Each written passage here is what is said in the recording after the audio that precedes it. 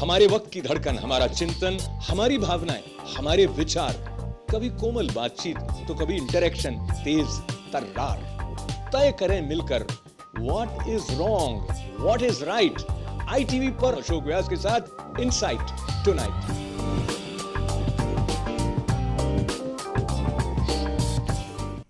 नमस्कार, मैं अशोक व्यास, insight tonight with Ashok व्यास कार्यक्रम में आज आपका स्वागत करते हुए I have the distinct pleasure of welcoming that lady from India who is bringing the essence of India and the joy that is available within each one of us. She is bringing that awareness through her lectures and workshops, and she has also founded a very important organization serving India and humanity. That organization is Vedanta Trust. Do we really trust in Vedanta, and what is the meaning of trusting in Vedanta? We'll learn from her today as we talk about inner world versus outer world. First of all, let me take this opportunity of greeting you and welcoming you to our studio.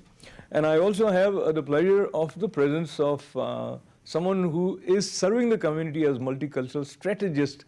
She has also dabbled into advertising and through various organizations. Her creativity, organizational skills have been applied for the betterment of the society. Rupa ji, welcome. Namaskar. Namaskar. Inner world, outer world. This is a very interesting area because most of the time when someone says look within or the joy is within you, and you are bothered about, I don't know how am I going to take care of my bills, so that becomes your prime concern. So let's begin with this sense of awareness when you yourself felt that the distinction of inner world and outer world is just an illusion. What happens is that actually when you develop your inner personality, in other words, you get inner enrichment, then the wealth of the world comes to you unsought without your having to work for it. But right now what's happening is that the outer world has been developed and we have a beautiful external world. But because of lack of internal development, we are not able to enjoy the fruits of the external world. It's like if I have an upset stomach and I have the best of food available to me, it is of no use to me, I won't be able to eat it. So what Vedanta does is it gives you this wonderful appetite to live life. And once you have a good appetite, even simple food is enough to satisfy you. But here the combination of a wonderful world outside with an appetite to live life makes for heaven. I am kind of excited by this expression, appetite for life. We all think we do have appetite for life. We actually feel that we have more appetite for life than what life is offering to us. Rupaji, just connect it with a scenario that someone is facing danger of leaving his body in certain number of months or because of some disease. He will be scared, people around him will be scared, which tells us that there is appetite for life. So when Jayaji is saying that appetite for life, is there something else that she is suggesting? What do you think? I think she's talking about you have to be prepared internally to be able to receive everything that is around you, whether it is a beautiful flower or whether it's a fruit, whatever sense you may be talking about. And yes, when somebody is sick and is nearing the end stage, there is fear and there is desperation and there is anxiety. And that is where I think some of the teachings of our ancient sages, that is the time when you need it the most, when you feel a sense of the ability to handle that situation. And all of us will face something like that at some point of time or the other in our lives. And the if you cultivate your inner self, as she says, you have an equanimity to deal with whatever is meted out to you. And it's not easy, it's easier said than done. So let's see how we can make it easy with her help. And most of us are very uncomfortable with uncertainty that life brings for us. And you also talked on the theme, invest in yourself. How should one invest in oneself so that there is a little bit more patience, there is a little bit more sense of restfulness in the face of adversity and uncertainty? Yes, the human being, the average human being, taps into barely 1 or 2% of our potential. So the balance 98% lies untapped, unknown, and suspected. Vedanta introduces you to your potential, so that once you tap into that potential, then you are able to achieve success effortlessly. You will become a happy person irrespective of what the environment offers us, and you will be able to grow to your full potential, which is the state of realization or enlightenment that Vedanta speaks of. So you get all three. You get the world externally, you get inner happiness, and you grow to your potential. So growing to your potential requires a sense of mental stability, because many times you start something, then you leave, then you start another thing, then you leave. And there is always a sense of anxiety in you.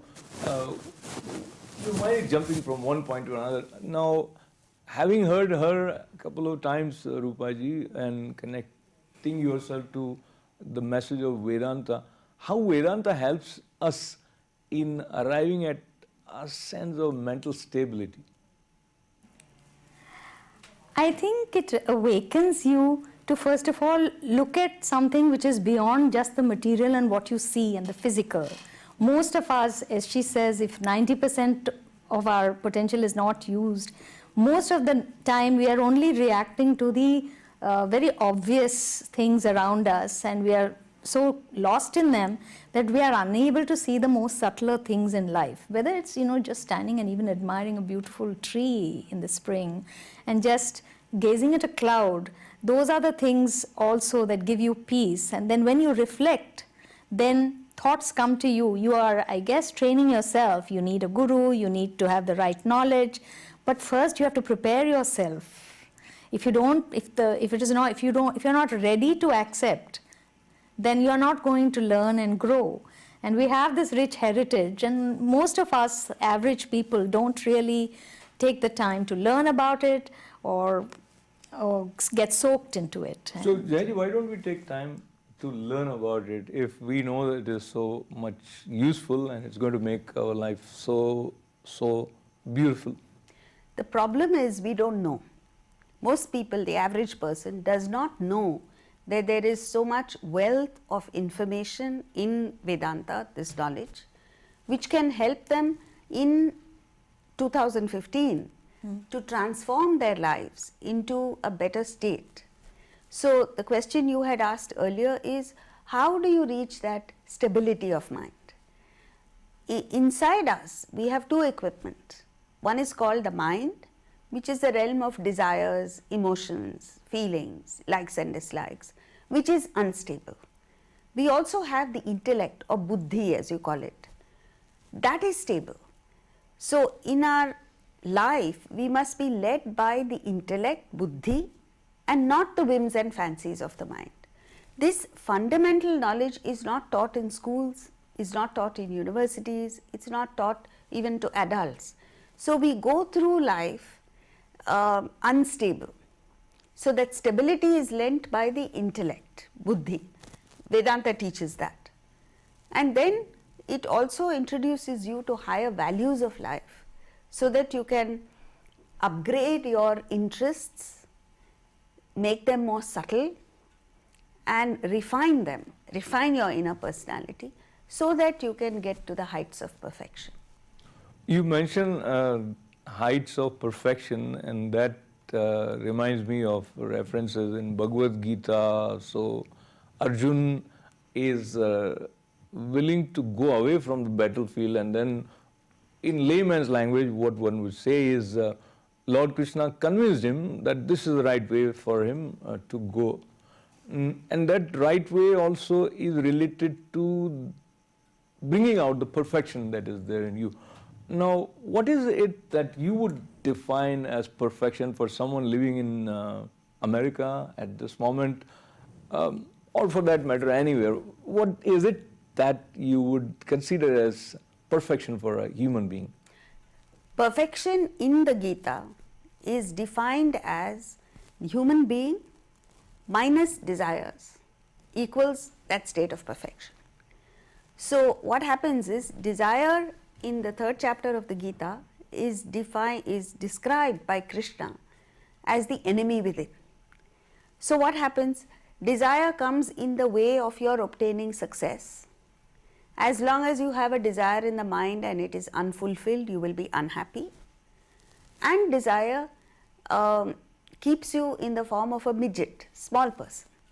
It's only when you rise above desire that you achieve success, happiness, and you grow.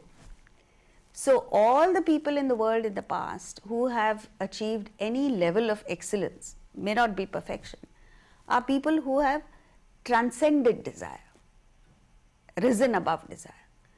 A person of perfection, what is referred to as sthita prajna, is one who has no desire. Now when you say no desire, it frightens us. No desire simply means growth. Just as when a child looks at the father, the child sees a very boring life for the father, because the child sees that the father doesn't play with toys. Similarly, when we look at a person of the state of perfection, we say he doesn't seem to enjoy what we enjoy, so we term it boring. But what it is he's grown to a higher level of fulfillment, as a result of which he does not find the toys that we are fooling around with, like wealth, car, house, things like that, engaging enough. That's what it is. When Jayaji says that there is a sense of conviction, probably she knows what she's talking about. We hear it, but we question it. Very first sentence, she says that perfection, man minus desire, and you say, oh, wait a minute, I'm out of it. Because desire is what is holding on to my sense of interest. I see she mentioned later on that this is the kind of toy, wealth, but we want to hold on to that toy. And if someone is taking us away from our attention and our attraction towards these toys, we would try to go away from them, and that's most of the time is happening. So now, Rupaji, I'll come back to Jayaji, but you have been in the field of marketing and communication. Do you think this message of Bhagavad Gita is interpreted by her, or this is it practical for professionals in today's world? May I answer that? Please. I'm sorry. Yes, it is. It's very practical. I have just come from addressing 2 groups of corporate executives. So what we tell them is that when you rise above selfish desire and work for a higher purpose, then you achieve success.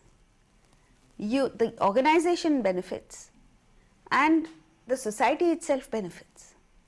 Whereas when you work for a selfish end, neither do you benefit, organization doesn't benefit, nobody benefits. So when we say don't have desire, what we mean is when you pick up a higher desire, the object of the lower desire comes to you. Take a person who is obsessed with getting a promotion. He never gets it as long as he is obsessed with it. If he just sets it aside and works towards self-improvement, developing merit, then he will automatically get the promotion. That is what we're talking about. So ideally what she's saying sounds beautiful and it might be working also, but I'll just go to the other side. where people question this kind of approach. Now here, I come back to you, Rupaji. Corporate scenario or any work situation where people talk about people playing politics, or there is so much emphasis on self-promotion, so you have to go and establish that you are good. And this is what people think is the currency which is going to bring success to you. And this currency and the other currency where you're working selflessly, sort of what she was suggesting, wherein you feel that if I'm not paying attention to what I'm getting, nobody's going to be paying attention to that, so you keep working, and then one day people will say that you're not smart enough. So that's the kind of area that we live in. How do you see the message that she is saying connecting with this kind of mindset? I think the Bhagavad Gita is such a, elaborate treatise, and it is so much, the more you read, I'm sure you get a new meaning for it every day. And being in advertising and communications, I think it has definitely teachings. First of all, it teaches about the various gunas that they talk, the sattva, rajas and tamas. And the same thing applies in your workspace. Sometimes, you just rush into something, or you want to do something for a not so good motive, then it backfires and then you fail, because it teaches you to look internally, it teaches you focus, it also teaches you about creativity. Because you're not just looking at the literal, you're diving into the subconscious, you are listening to something else other than just what is the physical. Okay, so what happens is, looks like she's very much influenced by your presence right now. What she's saying is exactly echoing what you just said, so I'll bring back the same reference point to you. Someone watching you right now, they feel that they are not getting fair treatment at their workplace. And they feel that someone who was not as qualified as she or he was is promoted because of some other reason, which you are saying that don't look at them. So what would you tell them? No, you have to, see, the law is you get what you deserve, not what you desire. So work towards deserving it. Once you work towards deserving it, then the result that you deserve, you'll get automatically. Alongside that, if you need to do other things to get recognition, please do go ahead and do it.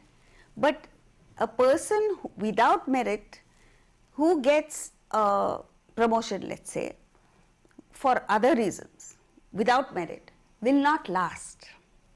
He might get one promotion, but beyond that, if he has no merit, if he doesn't deliver, then he is not going to last. Whereas a person with merit will last longer, he may take longer to establish himself, but it's a sure pathway to success. Talking about pathway to success, many times the decisions that we make later on, we question, maybe I should have done it differently. And sometimes we try to understand how our life is flowing, looking at the milestones that kind of define our life. Talking about you, Jayaji, if I may ask you, was there any miraculous event in your life that sort of prompted and inspired you that you are going to be sharing the message of scriptures with people? And the way you are leading your life, was there any moment of intense inspiration, anything that contributed to this path? Actually, I was lucky enough to be exposed to this knowledge at a young age through my grandparents, my mother, and so on and so forth.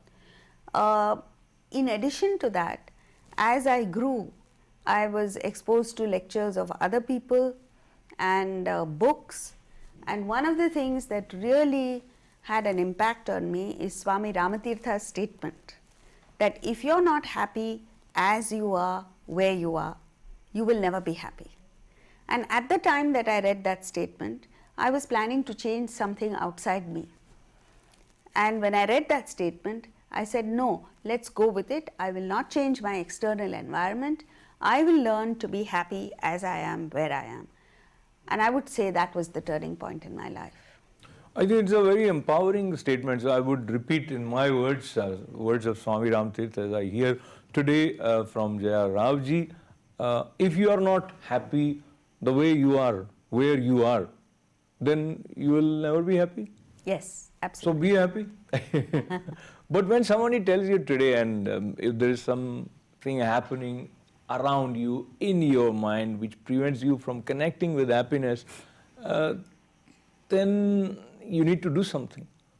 But what is that you can do to make yourself happy? Rupaji, if you think about bringing that equilibrium where you would be happy by changing some circumstances around you or making a fresh inner arrangement of thoughts for you, how would you say someone can take the first step towards being happy? I think that's a very good question because it happens all the time to us. We go through moods and no one is in a perfect equilibrium all the time. Most of the times when you are unhappy, if you really sit and think, it is all mostly because, I think 99% is because you are thinking of yourself and so you're unhappy. All the time, oh, Mirko, I don't have this, oh, he has said such a rude thing to me, they are not, appreciating my work in the office, he's mean. And I think these books and these sages have taught us not to hate anybody and to, if you are looking to see what you can do for others or have empathy and these kinds of things, you automatically that thing goes off because your mind is occupied into something more sattvic, if I may say so, and not all the time getting worried about yourself. Most of the time when you get worried, and it is not just in the Gita but even any place where you talk about achieving happiness. I mean, happiness is something to be desired in a sense. Why do you want to be unhappy? And things will change. Everything is so transient. Everything changes. Everything changes. So Jayaji, how things have changed for you once you started sharing this wealth of knowledge? Have you seen any transformation or some sort of a change within yourself? Oh yes, definitely. One becomes more confident, one becomes more sure of oneself, of the steps that we're taking. One reaches a state where one is content with what one has and you're not running around trying to obtain things from the world. You become more inward looking, and even if something stresses you, you understand that the stress is within you, the source is within you, not outside. So then you become more objective, and objectivity is a wonderful quality because, and the opposite of it is involved. Most of us are involved in what is happening around us. So you suffer as a result of that involvement. Even in one's most intimate experiences, if one takes a few steps back mentally and just observes that this is what is happening, and that is objectivity, then you don't get affected, you don't suffer as a result of the experiences. You understand the world better, you assess people around you better, so you have no unreasonable expectations. For instance, if a lady has an irritable husband or an ill-tempered husband, she understands this is his nature, and when he expresses that nature of anger, she doesn't get upset. She understands my husband's health is okay, everything is all right with him, and she remains cool. But if there is no assessment, then and the other person gets angry, then you also get angry and there is a conflict.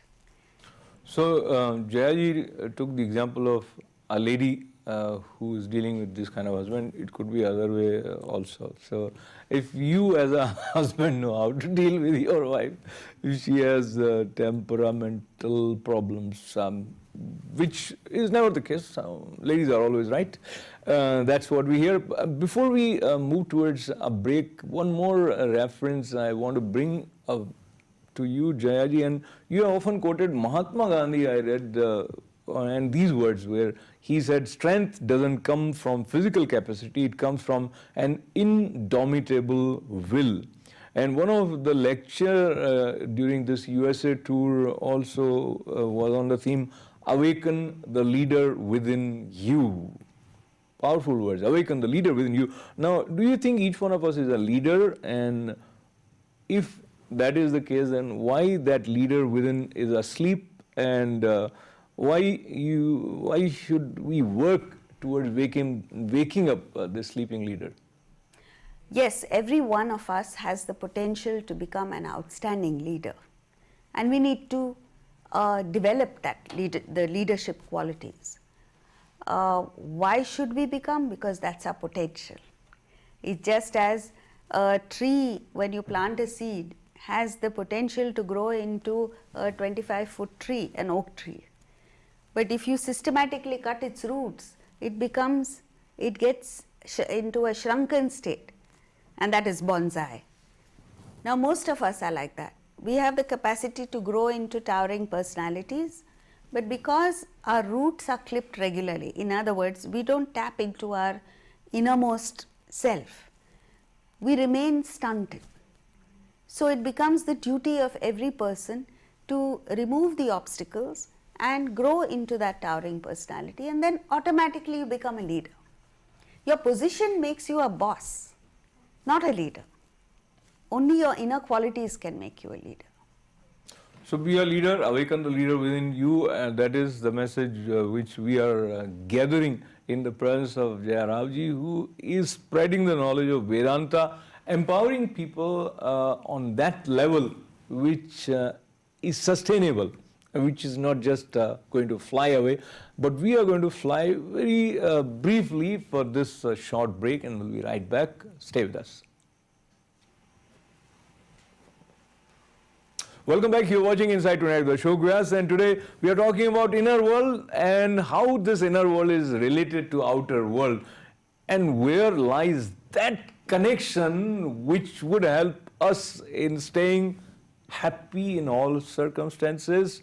And there is so much to learn from people who have realized that life is not just this, or life is not confined to desires. So I also have the pleasure of Rupa Ji today with me. Rupa Ji, each speaker connects with the audience in a unique way, and you have heard Jaya Ji at various places.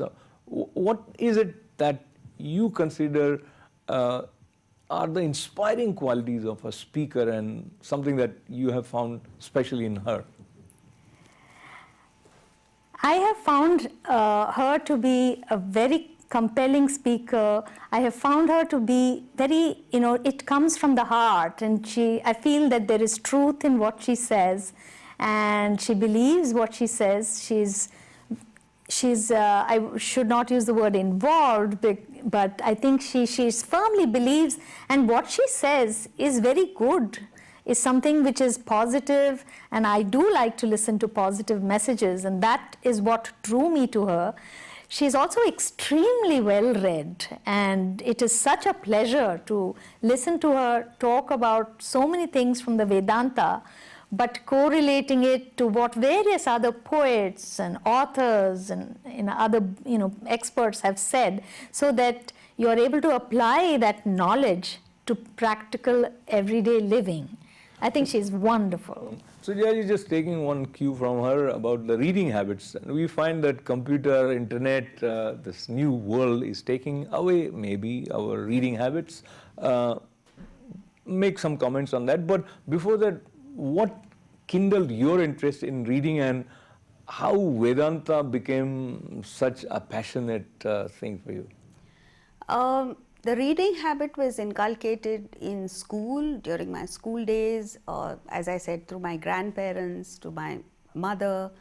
One very important thing my grandfather always used to tell me is that don't allow the fact that you are a woman to come in the way of your excellence. And so there were no barriers in the mind to achieving excellence. Regarding Vedanta, whatever exposure I had as a child, initially I didn't understand all of it, but as I grew, it seemed very practical, very liberal. There are no do's and don'ts. And most importantly, it says follow your own conscience. Don't follow somebody else's conscience. Don't follow the diktat of somebody else. Follow your conscience, and that will lead you to the highest level of development. And that appealed to me. I was of scientific temperament, and when I read that Plato had a board outside his door which said, if you don't know mathematics, don't enter, then I understood that Vedanta is a scientific knowledge which appeals to your logic and intellect. I took to it. Logic and intellect sometimes we feel fails us because things appear in front of us in a way that we don't ever imagine. Some of us find ourselves in a very uncomfortable state of mind because of unforeseen circumstances unfolding in front of us. Now, there are two schools of thoughts, Jai. Some people think that man makes his own destiny, and some people say that everything is destined. सब कुछ लिखा हुआ है, वही हो रहा है. So, what do you subscribe to? Is everything predetermined, or we can, through our efforts and through our conscious efforts, change the course of experiences that come our way?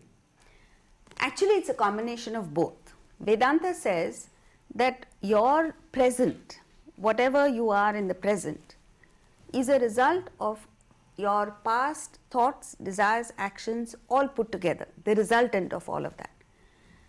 Because it is a result of the past, you cannot change it. So, up to the present, it is destiny.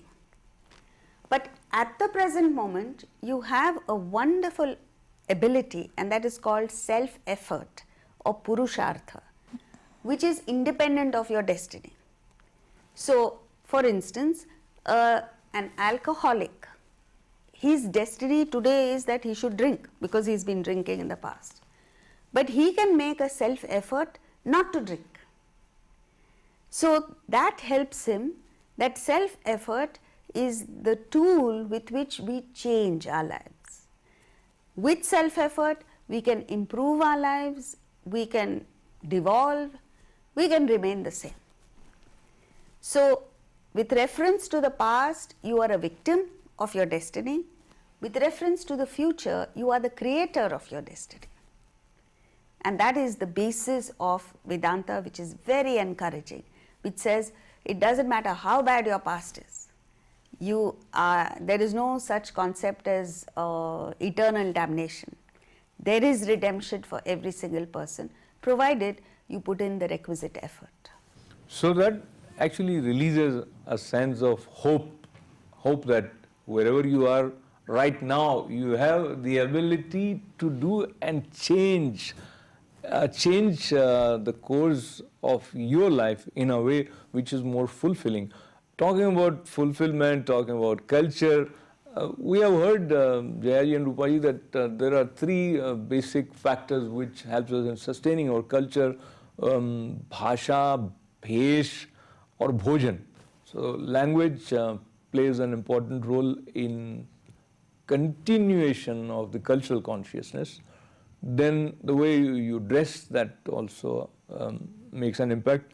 And the third thing is the kind of food that you take. So once you are here away from India as an NRI in whatever country, let's say in America, then of course language has changed, and instead of the regular Indian typical food, it's pizza, burger, bagel, whatever, and some other food becomes a part of your life. So basically my question to you, Rupaji, as a multicultural strategist, do you think in spite of all these things not being the way they were, we managed somehow to stay connected to the essence of India? Absolutely, you can do that, and it is not only Indians, it's also Latinos and others who are trying to, have the same issues and challenges that we have. And you talked about the external things like, bhasha, bhojan, and base. But there is something inside which is, the buddhi, the bhavana, and the bhakti that we have all got, which is the inner wealth that we have, which also evolves. You know, everything, when you come to a different place, you don't negate what you have done in the, had in the past. You're just enriching yourself, and you should definitely be aware and in tune with what is around you and absorb whatever is good in the culture that you are presently in. And I think the way things are going, it is all one global culture. To me, we are citizens of one world. So when we are talking about this level where we are sitting as one world, the beauty of life, etc., and then now I bring another dimension which is a part of our lives. If you go to news headlines, Jayaji, there are many disturbing news items and the way women are treated in any part of the world, but recently in India there are many cases which are disturbing, and as we speak, just a week ago, 2 weeks ago, there was something where in a moving bus they misbehaved with mother-daughter, they threw them out, the daughter, teenage girl, died. When you read about these things, it takes away your sense of mental poise sometimes, and if you are the one who is very close to the one who is victim, or God forbid you are one who is experiencing this kind of unfavorable thing happening, then where Vedanta or the message of Vedanta, how this inner world and outer world can coexist? See, all this is happening because of lack of values. Earlier in India, the grandparents were the ones who conveyed values to the grandchildren. Parents were busy with their everyday life. Now this connection has been lost. So people like us are doing our best to fill that gap. So we run courses for school kids, we have books for children between the ages of 4 and 7, we run courses for university students, and we are very tuned into the fact that half of India's 1.2 billion population is under age 25. Now this demographic dividend can very easily become a disaster if the young grow up without any values. So this is what we are focusing on, and we are hopeful that we will be able to succeed in getting a significant group of the young to look at the higher perspective, the larger perspective. Talking about looking at the need to look at higher perspective and global village, so many tools of communicating with each other, yet so much sense of isolation. So Rupaji, you have been a part of the advertising also. Do you think advertising somehow can play some important role in spreading love, compassion, cultural values, or it is only through some other track that these things can grow? Absolutely. Advertising and communications can sell brotherhood as much as it can sell soap, but unfortunately that's not being done. The tools that people have to do that are not really being applied, because yesterday I was listening to NPR and I was listening to a first generation US Arabian poet. He's a post-millennial, and he says peace doesn't make the headlines because that's not what people are wanting. So it requires extra effort to do that. And if Target can be so targeted in, you know the story in 2012, they targeted a young lady who was pregnant or going to be or was pregnant with goods in that aisle because of behavioral targeting methods, and her father was very upset with Target, but later on he came and apologized because his young daughter was indeed pregnant, and Target knew it sooner than he because of their sophisticated tools. So whatever, it's a tool. Advertising, all these internet or social media, all these are tools. How you use it is up to us. And in order for advertising to make effort, there should be more people who should want to use this skill towards better towards good causes, even if it is like to tell people that they should study more, or health education and all of that, and also how to be a better human being. Be a better human being. And media can also play some role. Jayaji, do you think media is playing the role that it can play? And do you see in near future Indian media, or for that matter media anywhere, would be able to play the kind of role that Rupa ji just mentioned? Compared to the past, in the present, you still find some articles in the newspapers that are very inspiring. You have TV channels that are exclusive to spiritual discourses. So there has been an improvement. There is a lot more that we can do. And I think it's driven by demand. So if we create a demand from the population for good news and good input, then we will be able to achieve that end, because after all it's market driven. Talking about marketing and talking about event management, President Prime Minister Narendra Modi is showered with those kind of titles that he's very, very good at marketing. And some of the campaigns that he launched, they were launched in a way which immediately created the kind of awareness which is quite impressive. Now, his suggestion was accepted by United Nations, and 21st June is going to be International Yoga Day. How do you see, Jayaji, this International Yoga Day? Will it have some long-lasting impact? And personally, or through your Vedanta Trust, is there something that you are doing special to mark 21st June?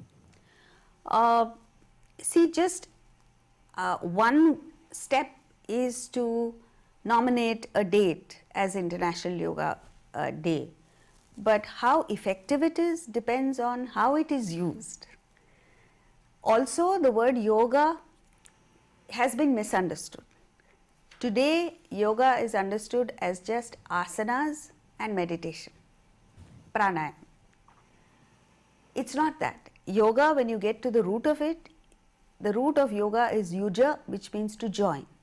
So it's the pathway by which the individual joins to the divine, and that includes Vedantic pathways. So there is Hatha Yoga, which is pranayama and exercise, asanas. Then there is Karma Yoga, Bhakti Yoga and Jnana Yoga, which is working in a spirit of service, enlarging your circle of love, distinguishing between what is permanent and impermanent. And then when your mind becomes withdrawn from the world, you practice meditation. So yoga in its true sense includes all of this.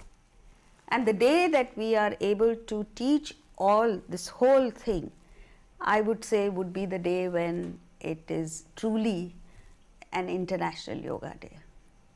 So that sense of oneness and true International Yoga Day is today. Because today is the day when you can connect with your higher self wherever you are. As earlier Jayaji was mentioning, that if you are not happy the way you are today, then the chances that you would never be happy. But that requires introspection, that requires looking within.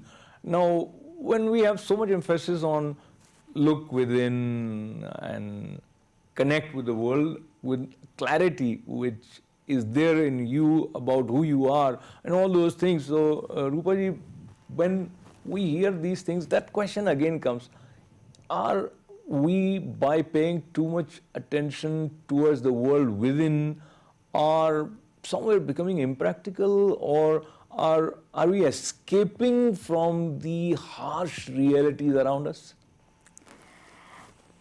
I think if my reading of what the Gita, for example, tells us is not to escape from the reality. It's not like sitting in some mountain away and not doing your duties. Whatever are your duties as a citizen, as a wife or a sister, as a worker, neighbor, you have to execute that.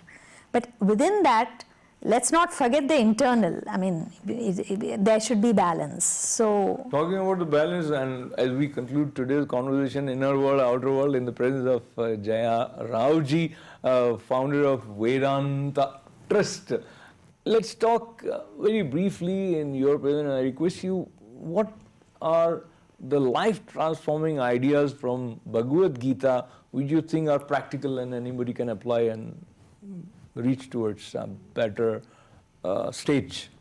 Yes, the very first is give, you gain, grab, you lose. We believe that if you grab, you win. It's actually just the opposite. Similarly, in relationships, attach, you lose, detach, you gain. Meaning, the love that you have minus selfishness. If you let go of a person, the person loves you more. Cling to a person, the person wants to run away from you. At the intellectual level, distinguish between the permanent and the impermanent. All that the world has to offer is impermanent. As a human being, we want what is permanent. So look for the permanent in and through the impermanent. Then, as you said earlier, it is not an impractical philosophy. It is very practical, because with the development of the intellect, you are able to get on in life perfectly. You are able to deal with different types of people. You are objective, you are successful, and you deal with your inner personality. So both things happen. So let both things happen. May there be harmony between inner and outer worlds. May there be more happiness by having harmonious relationships, not only with human beings around you, but with all the species that nature has created, and with the environment also. And that sense of oneness may become a part of our day-to-day experience. With that prayer, I thank Rupa ji for joining us today, and I also thank Jaya ji for being with us. Thank you. With lots of good wishes, this is Ashok Vyas.